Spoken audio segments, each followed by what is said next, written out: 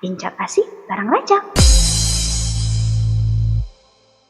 Halo sahabat Rajak, jumpa lagi dengan saya Marjin dalam podcast Bincang Asik bareng Rajak.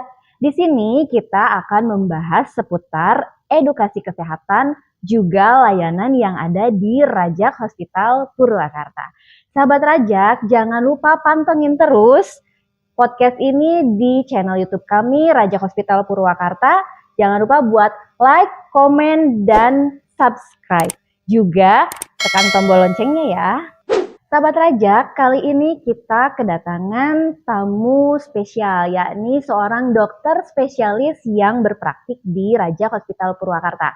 Beliau adalah seorang dokter spesialis ortopedi yang hits banget di Rajak Hospital Purwakarta. Sahabat Rajak, langsung aja yuk. Halo dokter, assalamualaikum. Waalaikumsalam. Dokter, sahabat Rajak, kali ini kita kedatangan dokter spesialis ortopedi yang berpraktik di Rajak Hospital Purwakarta. Dokter Bobi Harul Priyono, AIPO KCIPS FIPP. Dokter, barangkali bisa memperkenalkan diri langsung kepada sahabat Rajak. Hai sahabat Rajak, nama saya Bobi Harul Priyono, biasanya panggil dokter Bobi, Dok Bob, terserah lah ya. Saya spesialis ortopedi dan sekaligus intervensionis di Rajak Hospital Purwakarta. Salam kenal. Oke sahabat Rajak, dokter Bobi ini adalah dokter ortopedi yang paling hits di Rajak Hospital Purwakarta. Ya kan dok? Kelebihan deh. Oke, dokter. Yuk. Dokter. Sebelum kita memasuki sesi bincang-bincangnya ya dok ya, tadi sudah disebutkan bahwa Dokter Bobi Harul Priyono SPOT dan masih panjang lagi. Nah itu tuh kami juga sahabat Rajak juga sebenarnya penasaran dok, apa sih dok itu tuh mempunyai makna apa dok? Gelar itu tuh apa dok? Jujur nih. Gelar-gelar ya yang jelas bukan panjangan sih. Iya. Jadi CIPS FIPP lah ya. CIPS itu adalah singkatan. CIPS FIPP itu artinya adalah Certified Interventional Pain of Sonologist, CIPS, Certified Interventional Pain of Sonologist. Kalau FIPP, Fellow of Interventional Pain Practice. Jadi lebih tepatnya seperti ini. Jadi pain itu saat ini disebutnya sebagai tanda vital ke-6. Udah termasuk tanda vital yang ke-6. Jadi nyeri yang kita biasa nilai dengan visual analog score itu sebagai tanda vital ke-6. Nah, saat ini World Institute of Pain, perkumpulan intervensi nyeri dunia, itu membuat sertifikasi untuk Fellow Pain Intervention, CIPS FIPP, yang berkecimpung di dunia pain ataupun nyeri. Nah, CIPS itu kalau kita mengikuti ujian lolos, seleksi, dan juga ujian di mana diadakan setahun 4 kali di dunia, itu untuk ujian dengan memakai ultrasound guiding. Sedangkan FIPP itu ujian dengan menggunakan fluoroskopi atau SIAM. Atau lebih tepatnya kalau teman-teman Rajak, X-ray lah. Jadi ujian guiding intervention untuk pain intervensionis dengan menggunakan guiding, yang satunya ultrasound, yang satunya dengan menggunakan SIAM ataupun X-ray. Gitu. Lebih mudahnya seperti itu. Jadi sahabat Rajak, jangan ragu buat konsultasi dengan dokter Bobi SPOT karena beliau juga sudah tersertifikasi secara internasional ya. Dokter, terima kasih sudah datang. Kali ini kita akan membahas seputar bagaimana mengatasi nyeri tanpa nyeri dengan metode IPM atau Intervention Pain Management ya dok ya. Nah, kita tahu ya sahabat Rajak juga terkait nyeri ya dok. Nyeri itu memang kita alami sehari-hari ya dok. Entah itu nyeri badan, pegal-pegal atau apa. Kami sahabat Rajak juga pengen tahu dok, kalau nyeri itu sendiri pengertiannya apa sih dok? Nyeri ya. Nyeri itu sebenarnya dari WHO disebutinnya adalah rasa yang tidak menyenangkan. Rasa yang tidak menyenangkan yang terjadi di tubuh sehingga menimbulkan gangguan aktivitas sehari-hari. Jadi secara simpelnya seperti itu. Jadi apapun, ya, baik itu nyeri kepala, nyeri tangan, kaki yang bisa menimbulkan aktivitas sehari-hari dan rasa tidak nyaman itu udah diklasifikasikan dengan sebagai nyeri. Oke. Dan termasuk nyeri hati. Nyeri hati. Iya, termasuk ya, karena kriteria WHO disebutinnya sehat itu bukan cuma jasmani tapi rohani dan juga hati. Oke. Berarti termasuk ya, Dok. Nah, bagaimana sih, Dok, kita mengatasi nyeri atau mungkin apa dampak nyeri itu sendiri terhadap kita aktivitas kita sehari-hari gitu, Dok? Nah, sebenarnya ini harus dalam penjelasannya ya, tapi dampaknya luar biasa ya.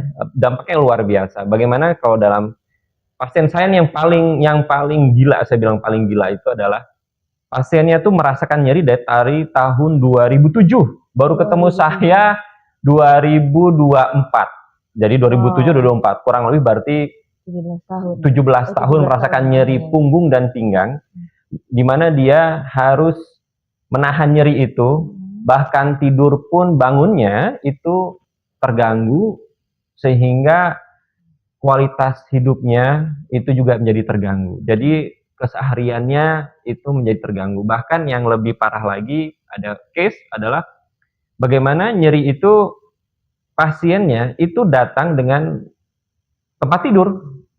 Tempat tidur pakai berangkar, pakai bed, itu pasien tidak bisa bangun sama sekali. Wow. Sama sekali. Tapi yang uniknya adalah hasil ronsen dan MRI normal. Wow. Okay. Dinyatakan normal, sudah pergi ke berbagai dokter. Lalu dok, saya sudah diperiksa, X-ray saya diperiksa sudah, dan hasilnya normal. Jadi paling terpenting kalau nyeri itu, karena tadi saya bilang nyeri itu bukan jasmani juga rohani, harus tahu di mana pain generatornya atau dari mana nyeri itu berasal. Baru diselesaikanlah di situ tempatnya. Gitu. Kalau nyerinya dari hati, ya selesaikan di hati. Yang nyerinya di pinggang, selesaikannya di pinggang. Gitu. Jadi harus tahu di mana pain generatornya atau asal mula nyeri itu. Oke, dokter. Kalau seseorang mengalami nyeri, bagaimana tindakan yang dilakukan, dok? Oke. Nah, ada pasien nih datangnya, lalu dengan keluhan nyeri. Setelah kita mengetahui dari anamnesis, pemeriksaan fisik, dan kita mengetahui dari mana asal mula nyerinya, tentunya sebelum kita lakukan namanya tindakan pain intervention, itu pasti konservatif dulu dong, itu pengobatan dulu dong, obat-obatan anti nyeri, dan juga dilakukan fisioterapi. Kalau baru fail, nah ini baru nih pain interventionis bermain di sini. Jadi tidak datang lalu kepada saya tiba-tiba nanti langsung ditindak pasiennya, enggak. Jadi pain intervention itu adalah tindakan selanjutnya, next step apabila tahap pertama itu fail.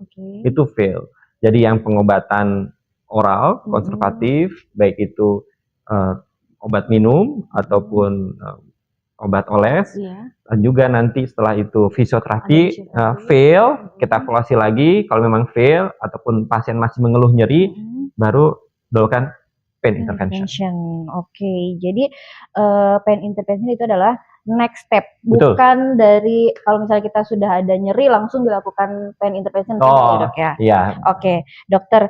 Untuk tindakan pain intervention ini, nyeri yang bagaimana aja yang bisa dilakukan tindakan pain intervention? Wah, ini luas banget ya, Teh Marjin. Luas banget. Jadi, nyeri yang seperti apa ya?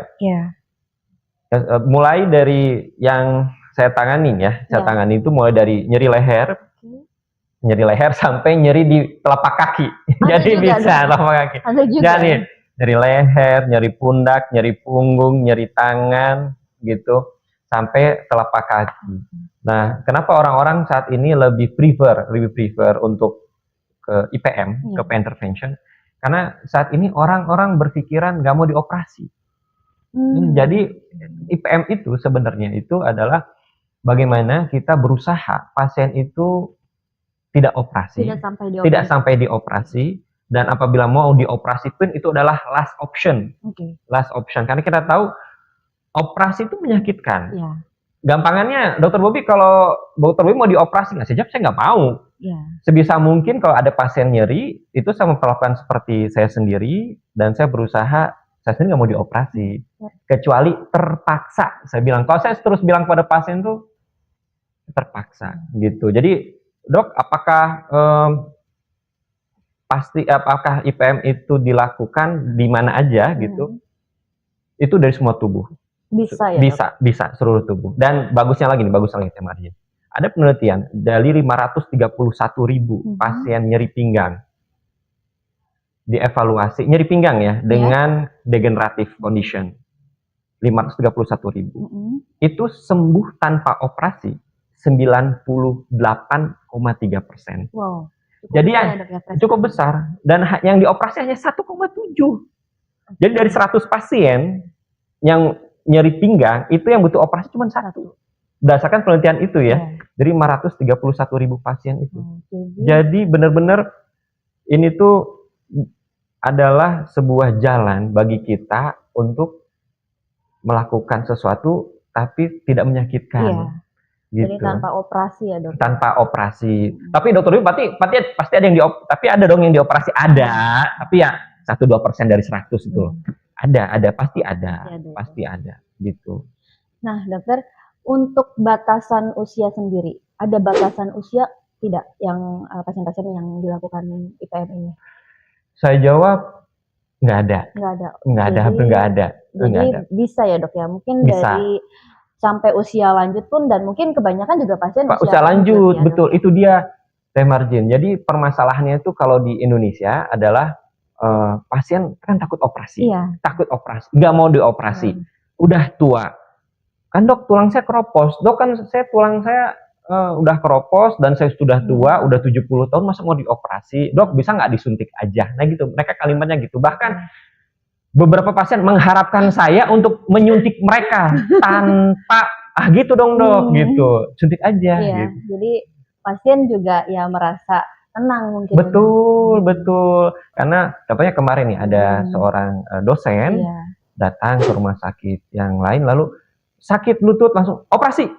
Dia langsung panik, kan kaget, panik, langsung malah dia stres gitu. Udah saya ke Dokter Bobi aja gitu kan. Lalu, Dok, suntik aja ya. Oh, boleh. Tentunya dengan berbagai teknik ya, gitu, dan macam-macam, gitu. Oke, Dokter. Nah, pada saat pasien dilakukan tindakan IPM ini, itu langsung terasa tidak, Dok, efeknya? Betul. Gimana? Enaknya IPM ini langsung kerasa, Teh Marjin. Jadi yang pain intervention langsung kerasa. Biasanya saya memberikan batasan 1-2 menit. Jadi, kalau saya setelah melakukan tindakan, menginjeksikan di mana titik pain generatornya di mana, lalu pasien mengeluhkan nyeri, lalu hilang 50%, setelah 2 menit berarti berhasil. 50% berhasil. Tapi ingat bahwa IPM ini bukanlah 100% jawaban. Yang perlu diingat ya teman-teman Raja. Jadi jangan berharap, disuntik sama Dokter Bobi langsung sembuh, tok shot 100%. Enggak. Paling terpenting, teman-teman Rajak, adalah setelah saya melakukan tindakan dan pasien perbaikan, paling terpenting adalah kita harus tahu root of causes-nya, di mana dan kenapa pasien ini nyeri. Contohnya nih, pasiennya nyeri pinggang, saya suntik nih, saya injeksikan sesuatu, enakan. Tapi kan pertanyaannya bukan itunya, adalah pasiennya obesitas, ibu turunin berat badannya. Selama ibu nggak turunin berat badan, pasti kejadian lagi. Jadi ada juga pencetusnya sebenarnya. Betul, itu yang harus tahu. Karena seringkali kita tuh melupakan, kita tuh pasien berharap kita sebagai dewa, kita ngasih obat, kita melakukan tindakan, sembuh 100%. Enggak. Yang seringkali itu, nyeri itu disebabkan kesalahan aktivitas dan kesalahan body ya, itu dia. Sama derajat ya. Apa namanya, Dok? Kalau misalnya itu tadi kan dokter bilang ada langsung efeknya setelah beberapa menit dilakukan. Betul. Nah, itu setelah dilakukan tindakan kemudian kira-kira berapa lama dok jangka apa ya? Jangka waktunya mungkin ya, atau setelah dilakukan tuh kita bisa aktivitas ya, lah ya. gitu. Nah, gini aja. Berapa lama itu relatif, tergantung zat apa yang saya injeksikan. Zat apa yang saya injeksikan. Paling terpenting kayak gini, karena pasien datang dengan nyeri, anggap aja nilainya 7 atau fasnya 7 dari 10 ya, jadi lumayan tinggi nih. Lalu injeksikan, lalu berubah menjadi 3 atau 2, jadi tolerable, pasien jadi 2 lah gitu kan, tolerable, jadi pakai oral medication pun cukup aman. Nah, saya sering kali menyuruh pasien, ibu olahraga ya, berenang ya, gitu. Itu langsung enakan. Tapi yang bandel nih, contohnya sudah enakan, bulan depan datang lagi. Dokter, pinggangnya sakit lagi. Saya bilang, kenapa? Iya dok, kan saya kuli bangunan, jadi saya ngangkat-ngangkat berat lagi, jadi sakit lagi. Saya bilang tidak akan sembuh selama masih ngangkat, ya. Jadi batasannya. Jadi ada yang sebulan, ada yang 2 bulan, ataupun bisa selamanya. Bisa ada yang pasien saya kontrol udah hampir 4-5 bulan yang lalu nggak datang lagi, ada gitu kan.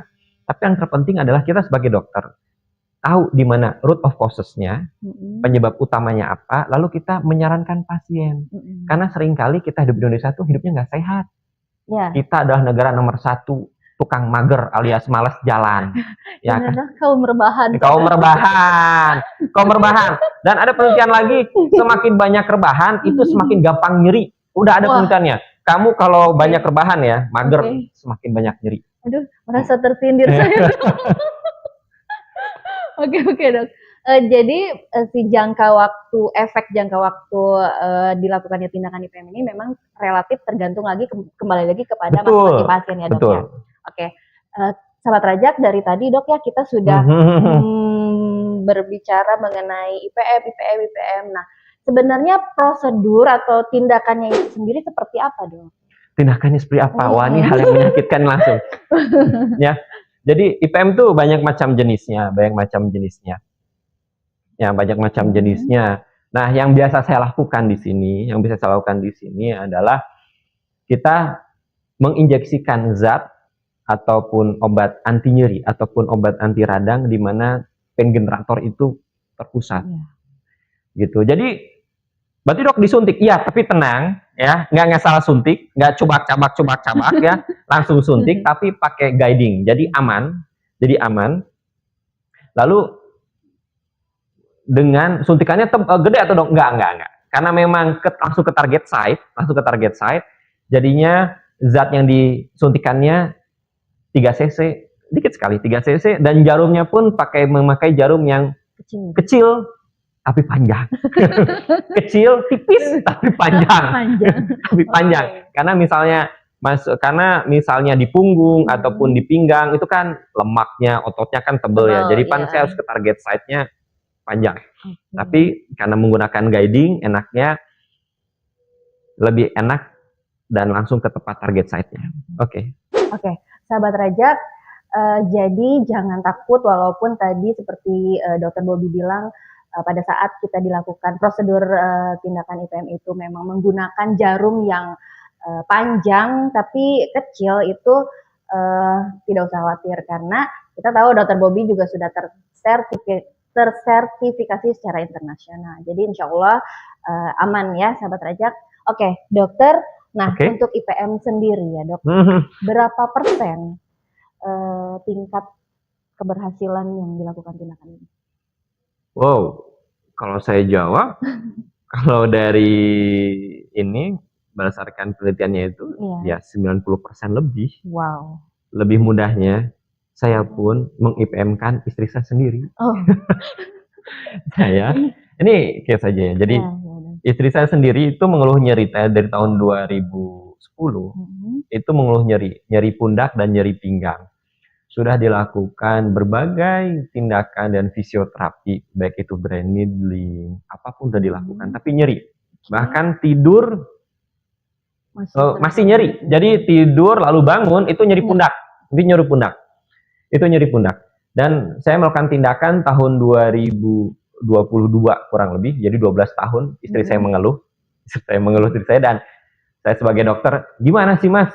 Kok ditanya pertanyaan kenapa kok nggak tahu gitu kan? Dan saya cuma bilang, udah minum obat aja sama tiduran pada saat itu. Pada waktu saya belum belajar untuk pain intervention. Dan sampai sekarang, alhamdulillah tidak ada keluhan. Jadi saya sebagai suami jadi berguna. Jadi berguna nih ya. Jadi sebenarnya saya belajar ini pun emang ada alasan pribadi sih ya. Mungkin salah satu motivasi dokter betul, ya. belajar Wah, ini ya. kenapa harus belajar sih kayak gitu sampai ke luar negeri dan sebagainya ya. Begitu. Salah satunya ini ya. Menjadi suami yang lebih berguna. Oke. Yap. Oke, dokter, kali ini kita masuk ke segmen mitos atau fakta.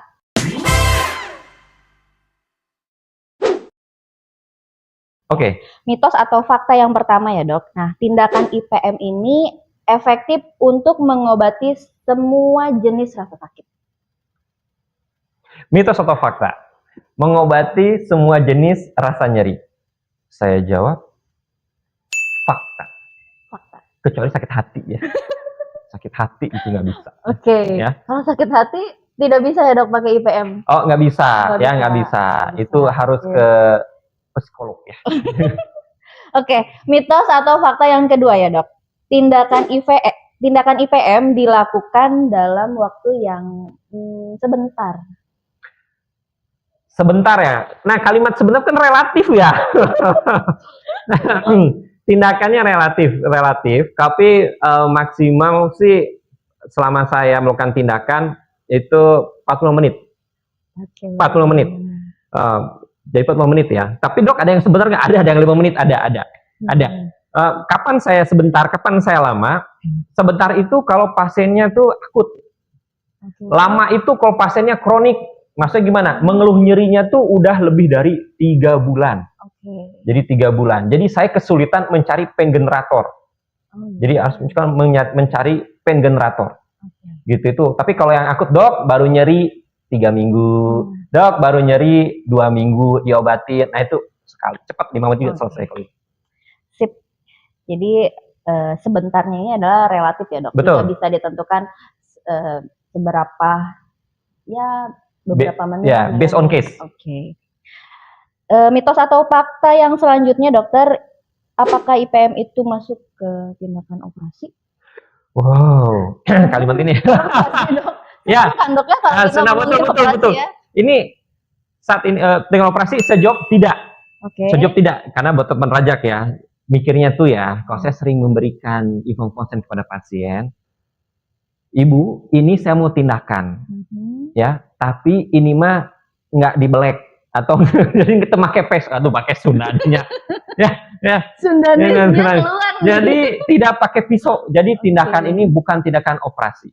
Ya, bukan tindakan operasi, walaupun saya bilang beberapa dilakukan di ruang operasi karena saya butuh tempat yang steril, tapi bukan tindakan operasi ya. Tapi ada juga dok pasien yang memang pada saat IPM ini pasiennya dilakukannya di ruang operasi. Betul, ada. Karena ada beberapa tindakan yang saya butuh monitor, saya butuh anestesi.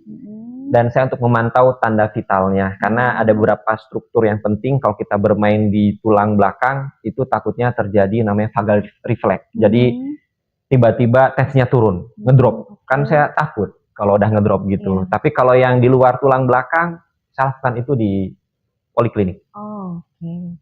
Sip. Jadi balik lagi ya dok, based on case. Based on case, betul. Oke. Dokter, kalau mitos atau fakta yang selanjutnya, kalau pada pasien kanker, apakah bisa juga dilakukan tindakan IPM? Nah, ini jawabannya adalah fakta.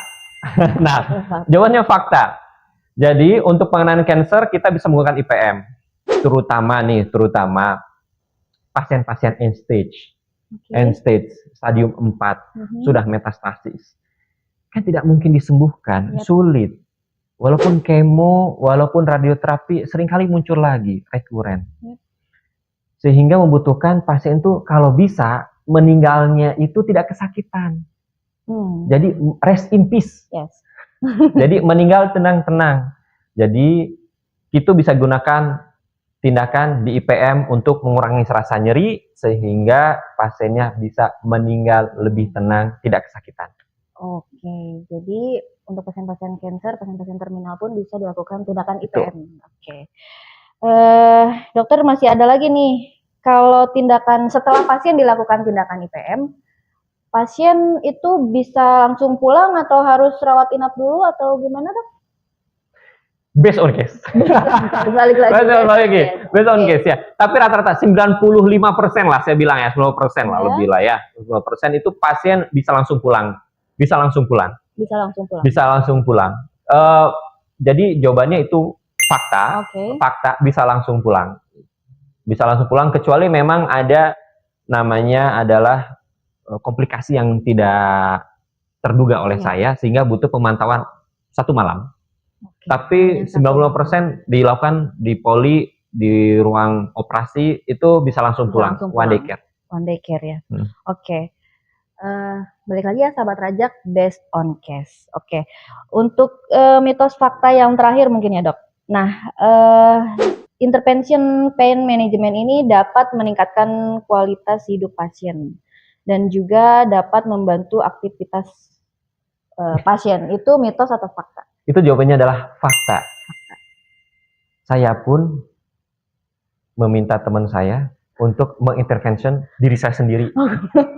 Ini fakta ya. Saya bukan berarti ya dokter intervensionis lalu saya anti disuntik sendiri. Enggak, saya pun disuntik saya disuntik ya. Jadi case-nya contohnya pada waktu saya mau operasi, kebetulan kecapean, pundak saya nyeri, lalu saya meminta teman saya untuk menyuntik saya sebelum operasi.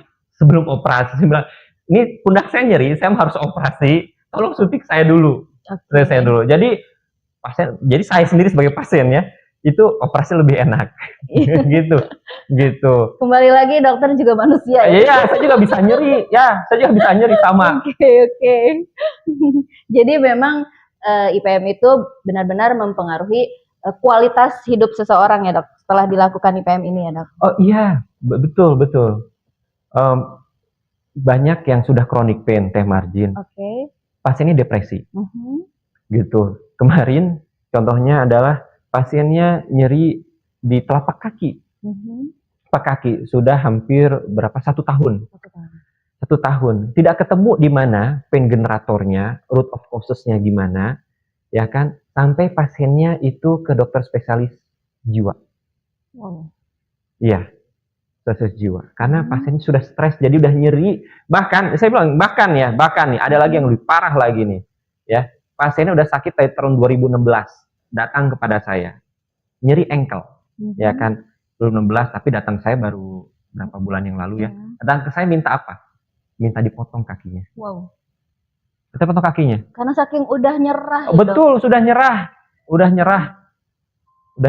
gitu. Jadi benar-benar itu kualitas hidupnya harus diperbaiki. Oke, dokter, mungkin sahabat Rajak juga banyak yang ingin tahu ya, Dok ya.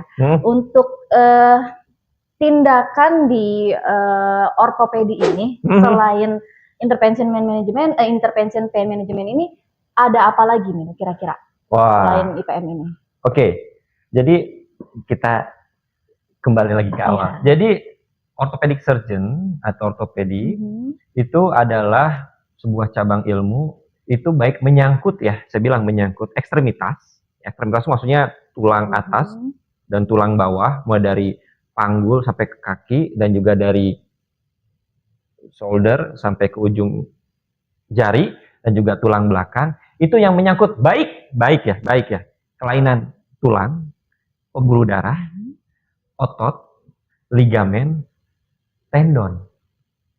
Jadi ortopedi itu bukan hanya menyangkut IPM, ya, untuk surgery-nya pun ada.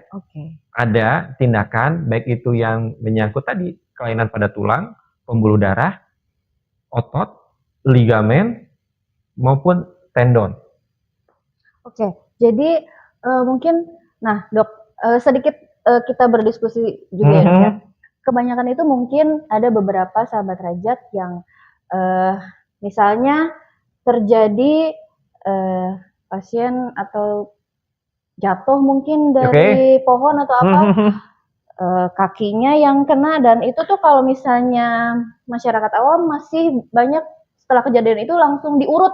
Oh, urut ya. Nah, diurut gitu kan. Nah, itu gimana, Dok? Bukan masyarakat awam juga ya, yang orang pinter juga males ya. Ada juga yang bukan cuma orang awam ya di sebenarnya, tapi masyarakat juga. Jadi, Dok, gimana nih kalau yang patah tulang gitu kan? Apakah diurut boleh nggak sih gitu? Kenapa sih harus ke dokter dulu? Jadi paling terpenting ya dalam dunia kedokteran itu adalah diagnosis nomor 1. Kedua, diagnosis. Ketiga, diagnosis. Dengan diagnosis yang tepat itu tata laksana menjadi tepat. Dok, boleh nggak diurut? Dokter juga itu nggak harus dioperasi si pasiennya. Saya pun kadang-kadang jadi tukang urut. Balik lagi jadi IPM lagi ya, Dok? Oh enggak, jadi kan bagian pada ortopedi. Jadi maksudnya gini, ini contoh nih, Dok, anak saya jatuh nih, lalu patahnya di tulang pergelangan tangan, cuman retak nih, kayak retak rambut lah ya gitu. Ya udah, dipasang gips aja gitu. Tapi yang paling terpenting adalah diagnosa, tata laksana, dan tata laksana pun ada berbagai pilihan, ada opsional, ada opsinya. Jadi jangan takut ke dokter. Seringkali saya ke pasien bilang bahwa tugas seorang dokter itu menerangkan, Teh Marjen, menerangkan diagnosis, tata laksana. Pasien mau ngambil opsi tata laksana yang saya berikan, silahkan. Mau kembali lagi ke omongan tetangga, tukang urut dan sebagainya juga silahkan. Karena sekali lagi yang punya penyakitnya itu, yang menderita itu pasiennya. Yang merasakan pasiennya dan keluarganya, bukan dokternya. Kita hanya menerangkan aja. Gitu. Tapi pesan saya, urut apa sebagainya, saya tidak bisa menyalahkan, dan juga saya tidak bisa untuk membenarkan, gitu. Paling terpenting bukan itu, diagnosa yang tepat. Karena tidak semua patah tulang harus dioperasi. Yap. Dok, sebelum kita mengakhiri sesi ini, mungkin dokter bisa memberikan tips dan trik untuk pasien yang mengalami keluhan nyeri menahun, Dok. Nyeri menahun, susah tahu kamu. Pertanyaannya nih tahun. Gini. Jadi saya seringkali begini, saya seringkali memberikan pengetahuan sama pasien. Kan saya lebih seneng pasien tuh pintar dibandingin bodoh ya. Saya minterin pasien saya lebih seneng. Jadi nyeri itu kayak gini, Teh Martin. Itu kayak kita, karena our body itu kayak sistem. Itu kayak kita mobil, bannya kempes tapi nggak diperbaikin. Ingat ya, nggak diperbaikin. Jadi ban kempes, udah jalan-jalan. Jadi mobilnya diajak jalan-jalan ke Jakarta, Bandung dan sebagainya. Akhirnya shock breaker rusak. Akhirnya kampas remnya rusak. Rek setirnya rusak. Padahal awalnya cuma ban kempes kurang angin. Kurang angin. Cuman pasiennya tuh tidak mengindahkan dirinya ya untuk datang ke dokter. Itu hati-hati. Lalu nanti jadi chronic pain. Yang terjadi tuh, Teh Marjin, yang terjadi adalah pasien itu nyerinya itu bukan 1, tapi bisa 5, bisa 7, bisa lebih. Skala nyeri mungkin ya, Dok? Bukan. Jadi titiknya beda. Titiknya beda. Jadi ada kompensasi dalam tubuh. Contohnya pasien nyeri lutut datang. Awalnya mah nyeri lutut. Cuman dia kompensasinya si otot pinggangnya dikerengkeun kumaha kan teh. Dipadetin, gitu. Dia nahan pas jalan nahan. Akhirnya pinggangnya sakit. Tadinya awalnya lutut. Naik ke pinggang. Karena sakit. Dia nahan gitu. Udah biarin aja terus aja. Akhirnya jalan-jalan nahan juga karena nyeri kanan, yang kanan itu nyeri, yang kirinya banyak dipakai. Akhirnya ikut-ikutan nyeri. Yang sekarang nyeri yang kiri dan sebagainya. Jadi, Dok, gimana caranya untuk mengatasi chronic pain ataupun yang menahun? Jadi pesannya lebih mudahnya, di saat kamu nyeri, sahabat rajak, datang ke dokter. Ya, datang ke dokter. Kalau sudah lebih dari 3 minggu, sering bilang ke pasien, kalau sudah lebih dari 3 minggu, nggak ada perbaikan, datang ke dokter. Cari di mana root of causes-nya. Jangan dibiarin. Nanti repot. Karena nanti yang dibenerinnya itu bukan cuma 1, mungkin 2, mungkin 3, mungkin 4, mungkin 5 dan sebagainya. Dan berdasarkan pengalaman saya seperti itu, gitu. Jadi pasiennya cuma awalnya nyeri pinggang, nyeri ankle bahkan, nyeri telapak kaki, ya. Awalnya nyeri telapak kaki, tapi tidak ditangani dengan yang baik, akhirnya sampai ke dokter jiwa. Dokter jiwa itu, memang dari awal tidak diperiksakan lebih awal. Ya, betul. Tidak dicari di mana root of cause-nya. Itu bagaimana nyeri itu jadi mempengaruhi kualitas hidup kita, ya. Oke. Terima kasih banyak ya, Dok ya. Oke. Sahabat Raja, untuk sahabat Raja yang mengalami atau ada keluhan nyeri atau apa, jangan ragu untuk datang ke Rajak Hospital Purwakarta. Nanti bisa ketemu dengan Dr. Bobby SPOT. Beliau di sini praktik setiap hari Senin, Rabu, dan Jumat. Ya, sahabat Rajak, terima kasih banyak sudah menonton podcast Bincang Asik bareng Rajak. Tunggu kami dengan tema yang lebih seru dan menarik lainnya. Dokter, terima kasih banyak udah datang ke podcast ini. Oke. Sahabat Rajak, hidup bebas tanpa nyeri. Dadah. Rajak Hospital Purwakarta, rumah sakit terpercaya penuh cinta, fasilitas lengkap dan profesional, sehat bersama Rajak. Rajak untuk semua. Rajak Hospital Purwakarta, dekat di hati, layanan prima, selalu peduli dengan senyum dan tulus hati. Untuk sehat kita semua di sini di Rajak Hospital.